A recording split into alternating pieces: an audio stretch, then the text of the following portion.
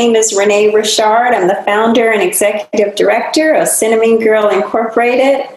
I'm excited to introduce my organization to you as we begin this amazing book talk. Cinnamongirl is an organization of leaders providing girls of color with experiences and a network of influential people that help build confidence, develop her talents, and reveal her true potential to radically change the world. We are in our 17th year of teaching girls leadership development. We inspire girls to set and achieve rigorous goals, provide guidance and support as to what's needed to prepare her for college and graduate school, and expose girls to a global mindset through international travel. And finally, we have a phenomenal writing program that introduces girls to the world of literature. Our Cinnamon Girls are surrounded with other ambitious youth, hands-on mentors, high-performing female leaders that encourage her to step out of her comfort zone, knowing she has the tools to take charge of her life and become a successful leader. We are together inspiring girls destined for greatness. So for more information, visit cinnamongirl.org. And with that, I introduce to you one of our fierce leaders. Hello, my name is Madison Harvey. I'm 15 years old, and I currently am a sophomore at Headroy School. I'm very active. I love to play sports, particularly volleyball and basketball. This year, I just joined Cinnamon Girls, which is a wonderful, wonderful program, and it's provided me with lots of opportunities like this one, and I'm very excited. I'm not a writer, and I don't usually have a lot of time to read, but this book, reading both of their guys' books, made me want to read a little more because they were very, very interesting, and I loved the plot. I'm going to turn it to the authors so they can introduce themselves. Yeah. Go ahead, Romina. Okay. I was just going to say, is there an order? Okay. So thank you. Thank you for having us, first of all. It sounds awesome. My name is Romina, and I'm the author of the forthcoming Lobizona, book 1 in the Wolves of No World series. Lobizona is about a girl named Manu who is from Argentina, but she's living in Miami with her mom, and they're in hiding because they don't have papers. And when there is an ICE raid and her mom is arrested, Manu is left alone, and she decides to explore who her father was and why they ran from him and from their homeland and everything. And as she begins to do this, she discovers that she's not entirely human, and it's not just her U.S. residency that's illegal, but her entire existence. And I am Randy Ribay. My most recent book is Patron Saints of Nothing, which is about a Filipino-American teenager whose cousin in the Philippines is killed as part of the drug war that's ongoing. The main character used to be close to his cousin, doesn't believe his cousin was tangled up in all of that, but his family won't talk about it. So he ends up going to the Philippines to try to find out for himself what actually happened to his cousin. Perfect. To start off this interview, I want to talk about the main characters. Both of your guys' main characters have grit, and that's not even questioned at all. They're very dedicated and very driven. I just want to know what drove you to write these characters? What was the process? And what 3 characteristics of the characters do you see in yourself? Wow. Starting off with an easy question. I know. Yeah, I'll start. Yes, my main character is Jay. And like I said, Jay is a Filipino-American, and I'm a Filipino-American. The story kind of started with a question that I had. I was reading about the drug war in the Philippines. In case you don't know, in 2016, when the current president, Rodrigo Duterte, was elected, part of his campaign was that he would end corruption and drug use in the Philippines in 4 to 6 months. And one of his methods by doing that was a really militaristic crackdown, and essentially saying that people who were suspected as being drug dealers or drug users could be essentially killed by the police, and that he would protect the police. And so it's essentially extrajudicial killings, right, without any due process. And so when I was reading about all of this, my initial reaction is, this is wrong. This is constitutionally wrong. It's human rights abuses. But then a lot of times what I would get from people in the Philippines is that I don't know what I'm talking about. I don't live there. I don't have basically like a right to kind of express that opinion or to advocate for policy. And so I was working with that question of, well, what right do I have? I was born in the Philippines, but I grew up in the United States. I still have family and friends there, so there's that connection. There's also the connection to the fact that the United States gives millions of dollars to the Philippine National Police. So they're essentially contributing a lot of money in funding the work that they're doing in terms of killing these people. And so that was kind of like the starting question. So I was trying to imagine, if I were a Filipino-American teenager today, how would I be processing this? What would I be thinking about?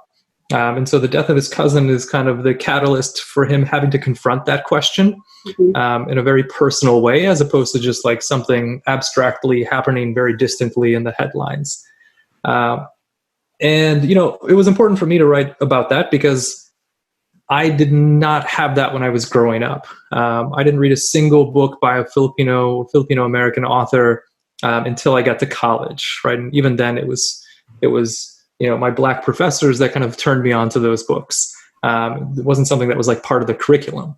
And so I wanted to kind of create a book that was out there for that Filipino-American teenager who is hearing about those things going on in the Philippines and trying to process that and kind of giving them a story as a safe space to learn about it and to also think about their own, thoughts and feelings on all of that. In terms of, you said 3 things that we have in common. So I think one is just that, the identity and that struggle of what does it mean to be a Filipino American.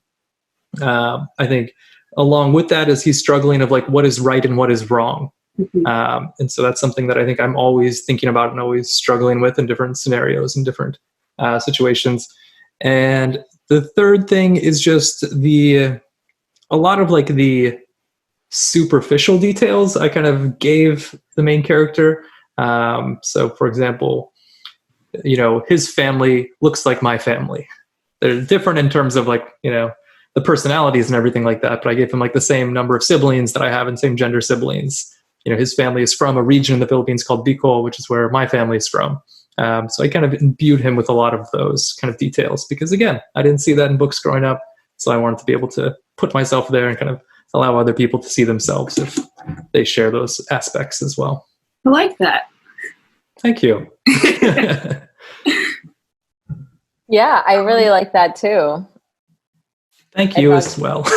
Yeah, it's so fascinating. And I love that kind of about own voices stories that like they are so personal, so deeply, deeply personal, right? That's the one thing people get wrong about own voices. They think, oh, this one person is going to now speak for an entire nationality. And it's the total opposite. It's because it's so nuanced and so specifically something you and like the product of your own, like, upbringing, everything that's led you and your experiences.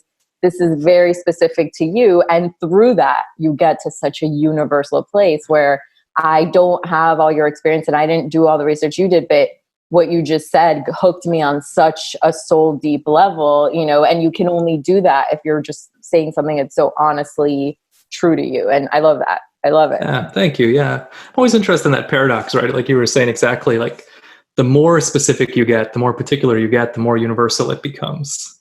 Absolutely. Absolutely. We can't, I can't speak for all Argentine immigrants.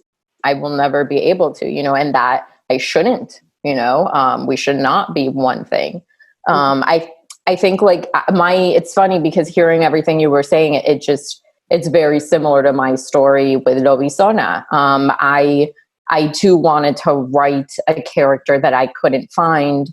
Like my character, I immigrated from Argentina when I was 5. And I really spent a lot of my youth feeling like, I come from 2 worlds, but belong to neither.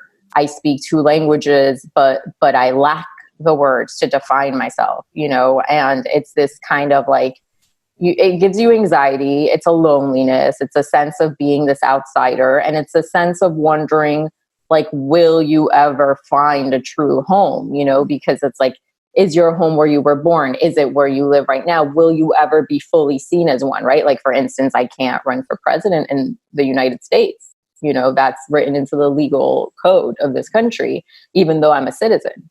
You know, so I mean, there's questions like those of our identity and how, to what point you can belong to a group, right? And all of those issues, I love it as well. And so part of it was that I had written a different version of this book that took Argentine folklore about werewolves, about brujas, about all this stuff in 2008. And it was rejected. I couldn't find representation for it or anything. And mostly the kind of feedback I was getting is that, like, teens weren't going to want to read about Argentine immigrants. And, you know, I kind of took that as like, you know, okay, I have to write different stories, different narratives. Whereas now, looking back on it, what I wish I would have done is fought harder for my voice, as opposed to believing what some gatekeeper said to me, you know, of its worth or lack thereof. And so when all of this stuff started happening, when at the border, and when being an immigrant here just started becoming like a real issue of life or death, it felt like, and it was for a lot of people. And when babies were being caged and all of this started happening, I realized what a mistake I had made in letting that story go. And so I came back to it and I rewrote it, but for today, you know, and it was what this story needed to be. And so I really wanted this out there because it's what I needed then, but also because I'm so lucky to have this platform and to not be immigrating today. And, you know, I do think it is our duty, you know, and what you were talking about the Philippines, it's so interesting about saying, like, how, you know, can you say certain things? Are you allowed to have thoughts on this or that? Because you're, you know, and I struggle with that as well. But the one thing I know we can definitely attest to is the split identity, is that immigrant identity, you know, and that is something I definitely feel like at the very least I can talk about, walking in those borders between worlds, you know. And I would say the things in common with Manu are obviously our identity. We're both obsessed with Harry Potter, and we're both love. And we both love Leo Messi, the best football player ever. Great answers. Both of you guys touched upon identity, and I noticed that not fitting into a specific group was a theme in both of your guys' books. Romina, in one of your interviews, you had a very powerful quote where you talked about coming from two worlds but not belonging in either. What would you say for the people struggling with their identities? You guys kind of use books and writing to find your identity, but for people who don't really write, like, how can they find their identity? How can they find a group of people that they can connect with? What are your suggestions for them? Sure. So I think that's something I definitely struggled with growing up, and that's why this meant so much. One of the things I kind of see a lot is, like, we try to gain our sense of identity from things that predate us, that have nothing to do with us. They're just paradigms that exist, and we're born into this, and we kind of reach for. For instance, like, my other series is Zodiac, and I should have mentioned that. And so I have another book series that's Zodiac, that's a sci-fi. And the whole thing that started that off was this idea of there's these zodiac signs, and we each kind of like attach a sense of self to our sign, to the point where we might tattoo it or drink from like a mug with it on it, or whatever it is, or determine even love interests by it, right? And I was so fascinated, like, from a sociology point of view, like, why do we need these touchstones, be it, you know, where we were born, or, you know, our zodiac, whatever it is, like, why do we need these things, like, to get a sense of identity? And I do think it's because we struggle to find it a lot of times, because we're sort of expected to fit in a certain label or classification, and like accept that we're of this tribe and therefore we belong. And how many people fit their zodiac sign to the perfect letter? You know, how many of us fit anything? Yeah. And that's what's so silly, right? None of us really fit. That's the truth. And I think one of the things I wanted to explore with this is that notion of, you know, do we define words, or do words define us? You know, like at what point did we stop using language as a means to communicate and start using it as a way to classify? You know, like it's so horrible. But we're limiting existence and all the infinite possibilities and potential we have by deciding that something is like, and I'm a writer and I'm saying this, it's something just as flat, you know, as language, as text, as ink, you know, should trap us and our souls and like everything we can become, you know? And so like all these big questions, and I know I'm like getting into the whole like artist headspace out, but like they do, I they like see, you know, and so like, yes, you might not be a writer, you might not be an artist, you might be something else. But I think that like the thing we can all take from this is you find your truth. And as soon as you stop, I want to say this right, because I feel like I've struggled with this my whole life, but like when you start being honest about the things you want and not the things you want to want, I think that's when you start to get to you and find your people. Because I think until I wrote a book and got it out there, I really felt very alone and was wondering like, you know, why am I not connecting with the people who understand me, you know? And I think you send this like missive out into the universe and suddenly you're like, I'm not alone. There's all these people. Whatever your version of that is, once you're honest and true with it, like, yes.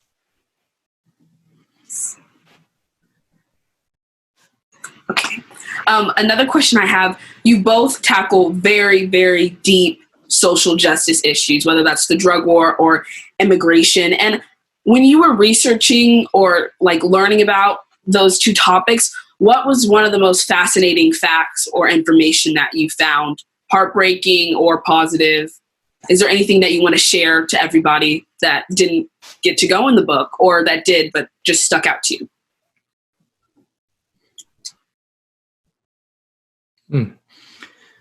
So yeah, that's interesting. You know, in terms of the drug war, the thing that's interesting to me is the connection that I didn't really get to put in the book, is that, you know, the connection between the Marcos family, who Ferdinand Marcos was president of the Philippines and then eventually declared martial law and became a dictator for a number of years, and then was ousted by a bloodless revolution led by people who like stormed the palace and then fled to Hawaii of all places.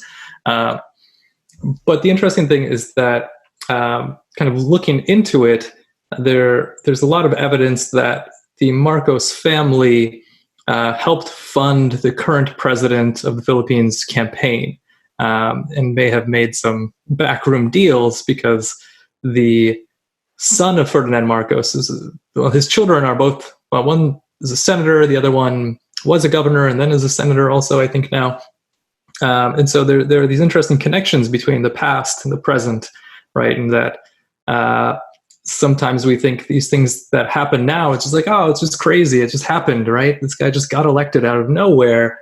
But just thinking about the connection between these two things, and there is an intentional connection if you look into the history of it.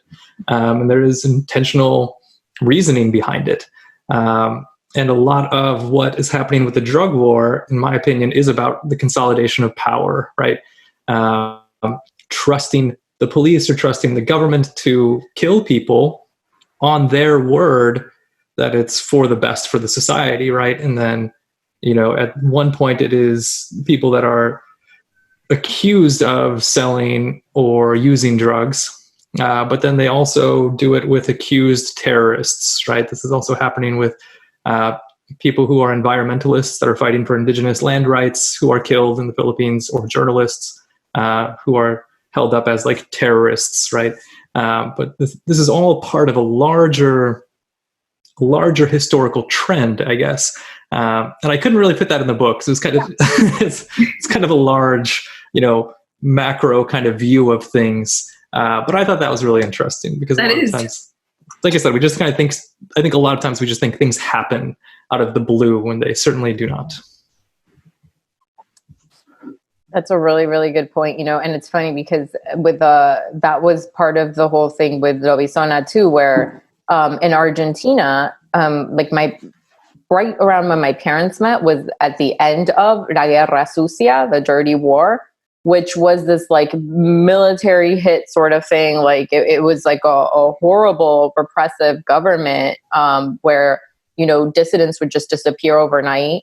Children were taken from families. Like to this day, the abuelas de Plaza de Mayo like still march, you know, with holding up the signs for their like grandchildren that were lost to them forever ago. And there's always stories of people growing up and then discovering like their parents aren't the real parents and they were stolen for their, and all this, and it's horrible. And so when this started happening on these shores, you know, where like we're separating children from their parents and all, it really is scary what you're saying. Like everything is connected, you know, ideas are not contained by borders, you know, and it's such a mistake to think otherwise, but it is like we're one world, and all of this stuff just resonates and continues and cycles through. And like, I think the way we get somewhere is by writing this stuff and getting it out there and telling these stories and making people see these connections. Yeah, kind of like you were saying earlier with identity, right? Like the importance of knowing your truth. I always interpret that as like knowing your story. And to me, that's like knowing your personal story, but it's also knowing your family story, knowing your people's story, right? Because if you don't know those stories, if you don't know that history, you don't have context to make sense of your present. And if you can't make sense of your present, then I don't think you can you can't really guide your future. That's such a good point. It's so funny because I always used to talk about this when I talk about Zodiac, which is the question of ancestral memory. And like, to what point should ancestral memory affect us today? Like, to what point should it determine our future or potential, and to what point should it like inform our identity and all of these questions, right? Because like it's on the one hand where the choices our parents made, from like where to birth us to like, you know, how to raise us and all this stuff, like definitely play a role. But then we should be able to carve out our identity, going back to that notion of we take our identity from pre-existing things. Why not create our identity every moment? You know, why can't we find new ways to express who we are that go beyond labels or certain, you know, tropes we've already sort of covered? And I don't know how that is. I think that is the next step. I think that's the job of art, is to kind of like guess at what that will be. But, you know, and it gives us new identities and new ways to define ourselves. It might be hard to do the next question, so you guys can just summarize this. But is there a particular passage that stood out to you, and why did it stand out to you? And with that, what did you want to convey to the audience with that passage? Why is it powerful?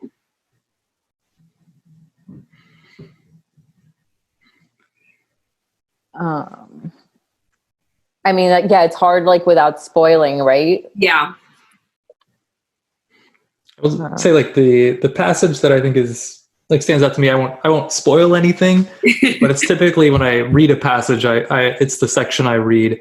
And so if people do end up reading the story or have read the story, there's this scene where the main character is on a beach in the Philippines with his aunts and has this moment kind of looking out into the water as it starts raining. And that's the moment. So if you read it or have read it, kind of look for that scene. I like that. Yeah, I think mine would be the moment. Probably, I mean, it's not really spoiling anything because the name is Lobizona, so you know what's happening. Mm-hmm. But it's like the moment that like my main character really like realizes what's been going on and the shift that's been happening to her with, you know, every menstrual cycle, and just like every like what's happening inside her is actually connects her to like this ancient sort of lineage, and that there is power in her, and she finally isn't afraid to tap into it and see what is in there. Like, to me, that is really powerful, you know, especially like as a girl, and as a girl who suffers from painful periods, like a lot of girls do, and like you're not allowed to talk about it, you know, and it's just like all of this stuff. I just thought it was really empowering to see a girl kind of like, you know, take that and be like, well, I'm transforming into this like amazing, literally undocumented supernatural creature that has like never been, you know, and that's kind of what we all are, you know. With both of your guys' answers, I feel like that kind of can relate to you. Like with this book, did you gain power? And with this book for you, Randy, did you have some like realization of just like your life, or kind of like a reflection? Yeah, certainly. I said the initial question is like, what right do I have to talk about all of this stuff? I think that was a question that I was writing to figure out. And then I think when I got to the end, it was like, yes, I do have that right. But there are a few caveats to that. One is I need to learn and understand and be educated on the topic right before I speak. And the second thing is that, I can do what I can do as a Filipino American, but I'm not like a savior. I'm not going to go in and like tell Filipinos what to do necessarily, right? Because that is, it's also a revelation that I think is important to understand, that there are limits to what I do as a Filipino American. And then connected to that, the idea that there are a lot of people in the Philippines fighting against this already, right? And so a lot of it's about not necessarily what can I do, but kind of drawing attention to the work that they're doing and how to support that from the outside. But I think also too, just kind of going. Sorry, I think this is the theme of the idea, right? The identity too. That piece, like Romina was saying earlier, that kind of like stuck between two worlds. That's something I struggled with a lot when I was growing up too. And I think a big reason that I struggled with it is because of the lack of representation. I didn't see that in any stories, right? I saw American, and then I saw Filipino stories if I were in the Philippines. And so nothing spoke to me about that. And so I think going through the process of writing it kind of helped me work through that and kind of land at this place where I'm very confidently able to say, I'm Filipino American. I wouldn't consider myself strictly American. I wouldn't consider myself strictly Filipino, and kind of feeling secure in that identity of kind of that hybridization. Something concrete that I kind of walked away with after writing this book is just not referring to myself as half, right? Or mixed. It still is like embedded in my language, but I try not to, because so much of that language comes historically from the idea of, essentially, are you white enough to check this box on the census, right?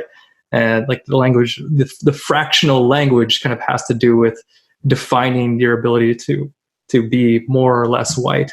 And so I think that was an important thing, because I think like that language is still very widespread, and not being like, oh, I'm half Filipino, half American, because I am Filipino and American. I'm both of those things, and kind of resisting that colonial desire to make things dichotomous, make things like you are either this or that. Mm-hmm.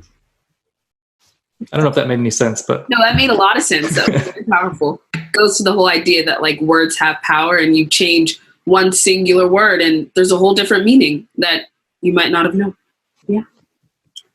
Let's see. Let's talk about you guys as writers. Was there a specific moment that you realized, hey, writing's going to be my thing? Totally.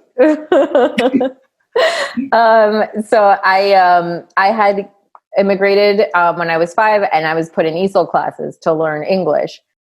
So it took me a little bit longer to like read English, actually. Like I struggled with it a bit. And so when I was 9 was really the first time I feel like I heard the language properly. And it was our teacher reading to us from Shel Silverstein, Where the Sidewalk Ends. So good. And I don't think I still wasn't fully understanding half the stuff, because I didn't hear conversational English at home. My parents didn't talk English. So it was like still for me, like, but it sounded like music, without instruments. And it was something like so beautiful about the way those words just could be strung together to make these like, I will never in my life forget that feeling, just being 9 and being like, oh my God, did anybody else hear that? I wrote that was the first time I ever wrote anything. And I wrote a poem in Spanish called Si Yo Fuera la Luz, If I Was the Light. And it won first place at the county fair. And after that, I just started writing. But until then, like, I was a really shy kid. Like, I didn't talk. My parents thought I had, like, they were like, oh, as soon as we came to this country, she stopped talking, And I think I was just embarrassed because of my pronunciation and like different things and whatever. And so writing was my thing, and that's how I found it. So that was a great story. I do not have an exact moment. Mine unfolded over decades, so I'll try to make it short. But I just remember when I was a kid, I loved stories in all forms, but I don't ever really remember being like, I want to be a writer. Nobody in my family was an artist of any kind or practiced any art, even as a hobby. Both my parents came from poverty, and so it was very practical. Like, you get a job to make money, and we're going to raise you so you can go to college and get a degree so you can make money, right? Doctor, engineer, nurse, like all that kind of stuff. And so then I went to college as an aerospace engineering major originally. I did that for a year, and then I was like, peace out.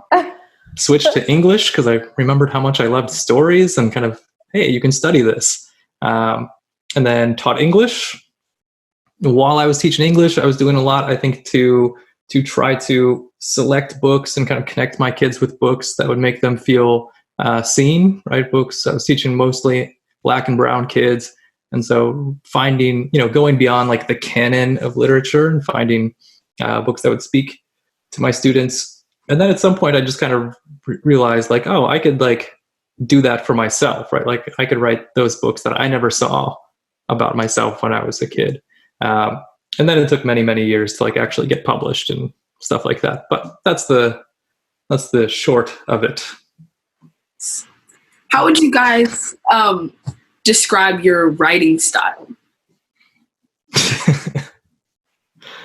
I don't know how to answer this without sounding like arrogant. Spanglish. Can I describe like how I hope it is? So I hope it is first lyrical, right? Because I started writing poetry before I wrote fiction, and I read a lot of poetry, and I just love like the sound of language, kind of like Romina was saying. And so I'm always sensitive to like what my sentences sound like. I have to like read it out loud to myself. It has to flow. If I get to the end of a chapter, like the end just needs to sound right. Like I can't put it any more specific than that. And so I hope that comes across to my readers. But then I also hope it's like engaging to read, right? I have a very short attention span, like a squirrel. And so, like those, no shade to the classics, but like those like 18th century novels just like kill me.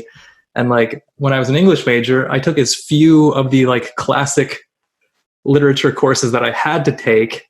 And then I took mostly, classes that were focused on studying writers from marginalized backgrounds because those spoke to me more. And so, I never want to write the kind of stories that I feel like drag and are boring. Like I hope things move along at a good pace, but also like offer some depth and some meaning to the reader as well. I agree with that. Can I copy his answer? For sure. Let's see.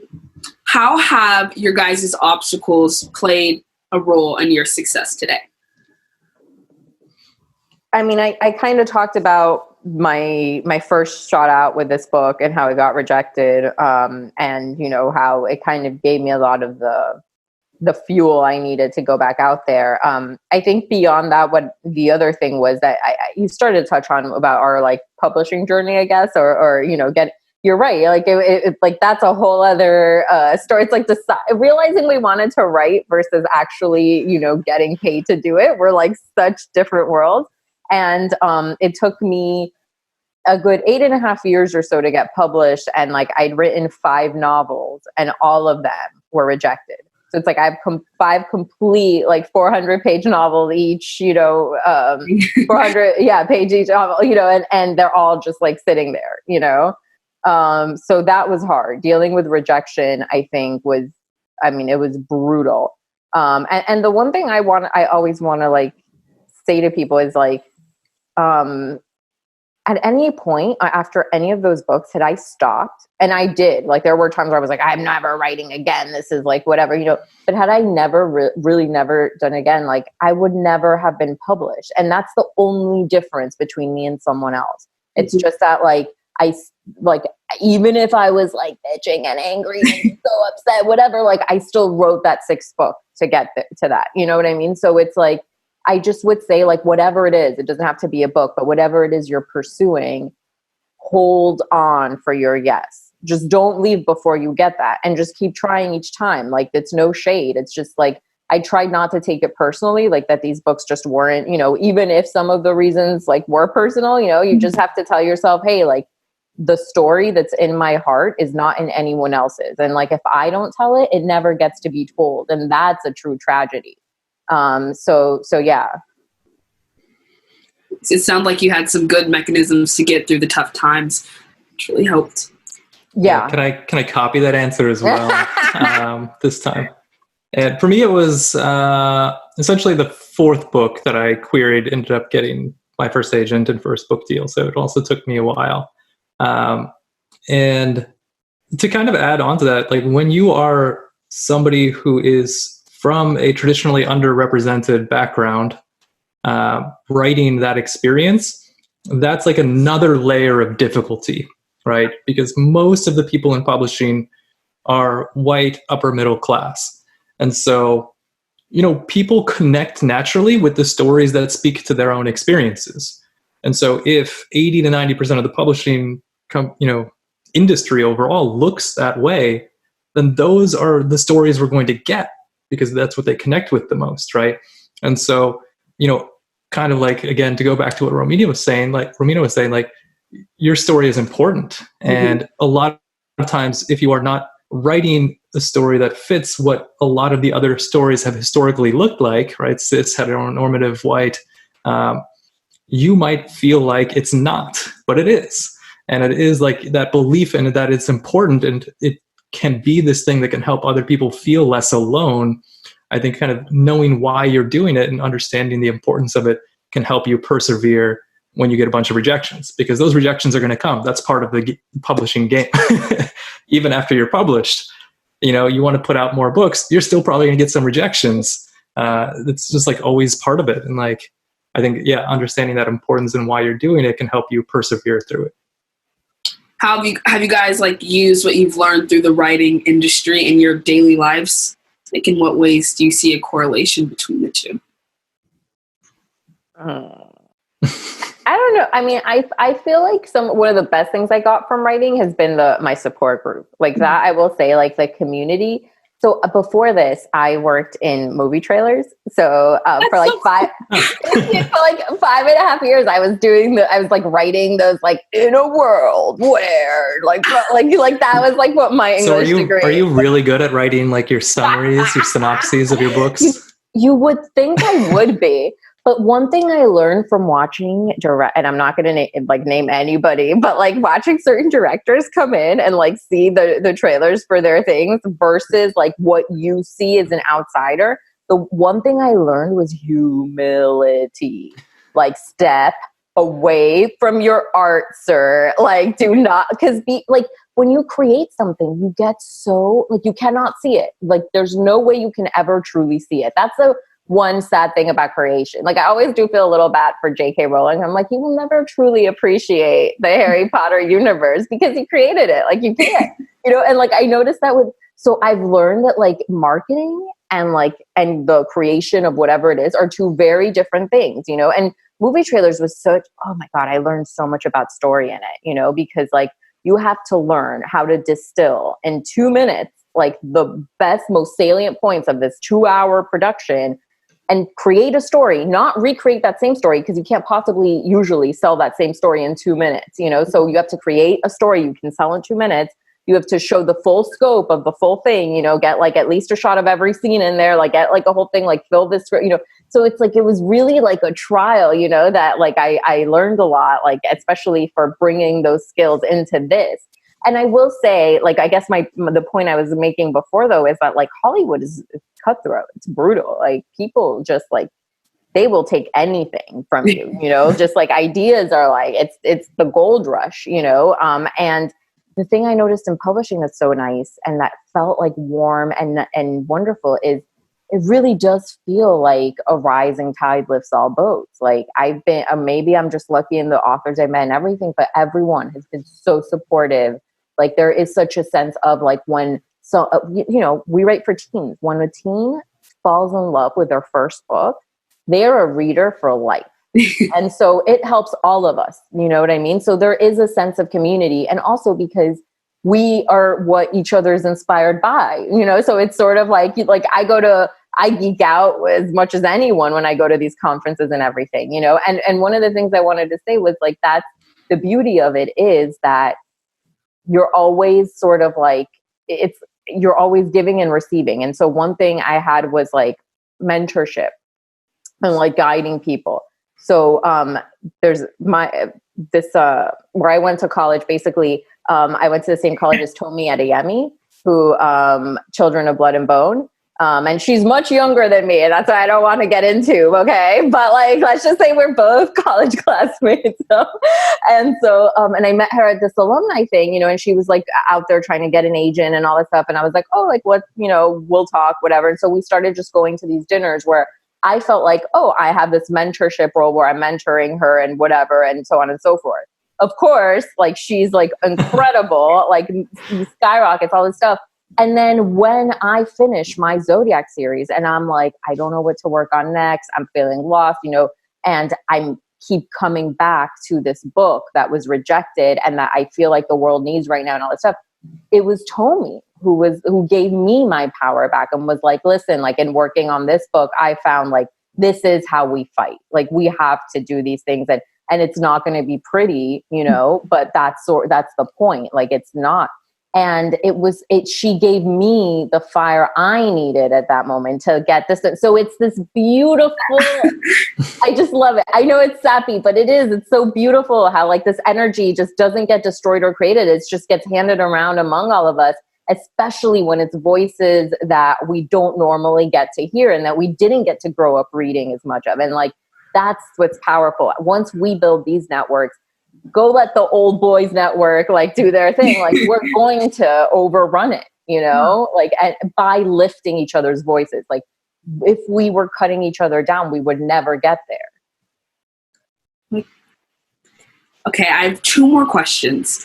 And one's more just wide range, just about for kids who are very passionate about something. Clearly you guys are passionate about writing. What would you say are some 3 or however many you want to share necessary steps if you're passionate about something? How can you get your voice out there, or how can you get involved with whatever you're interested in?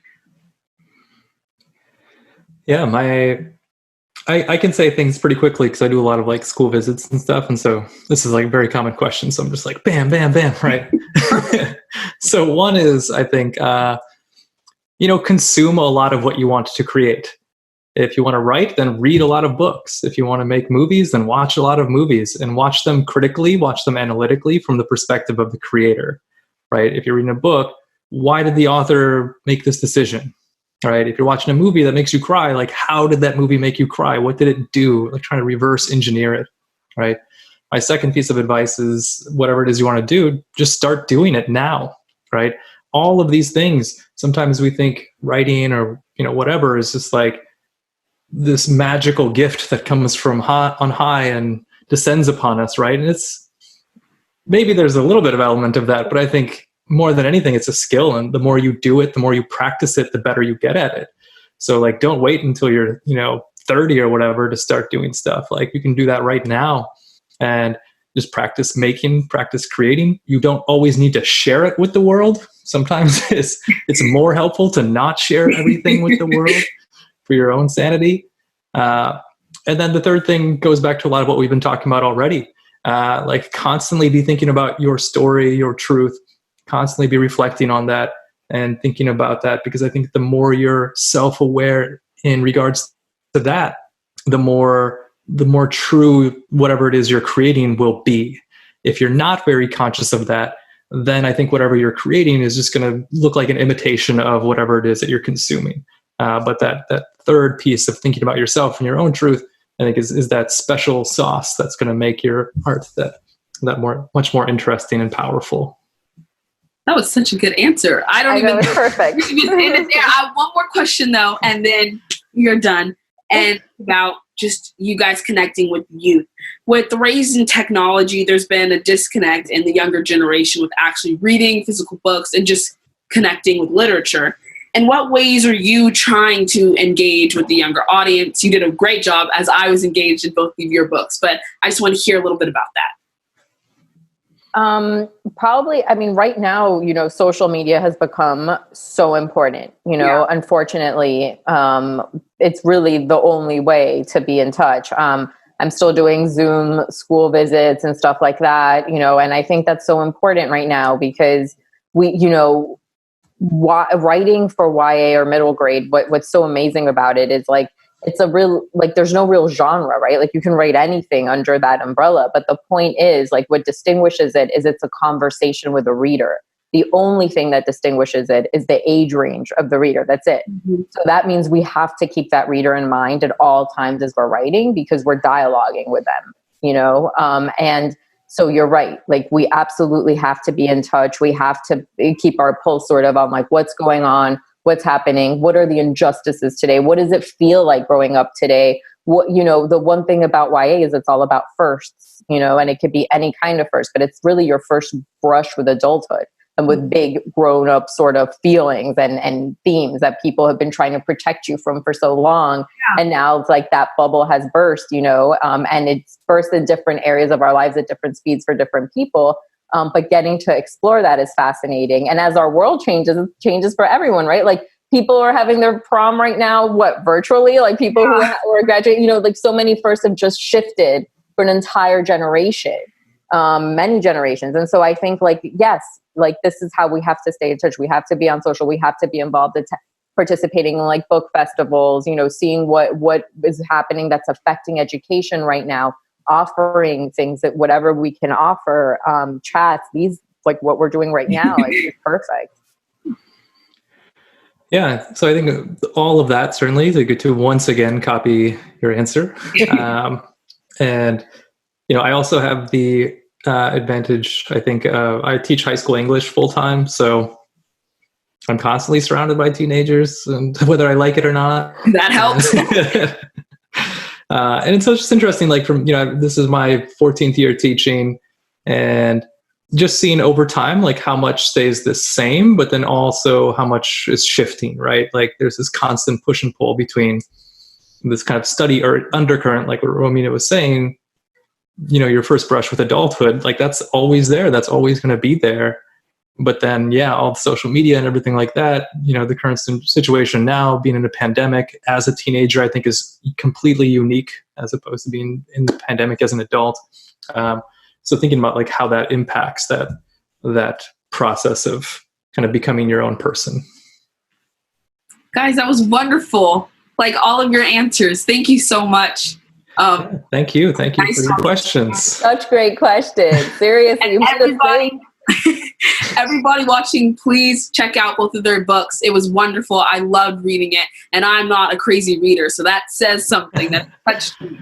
So thank you guys. Yeah, thank you. Thank you.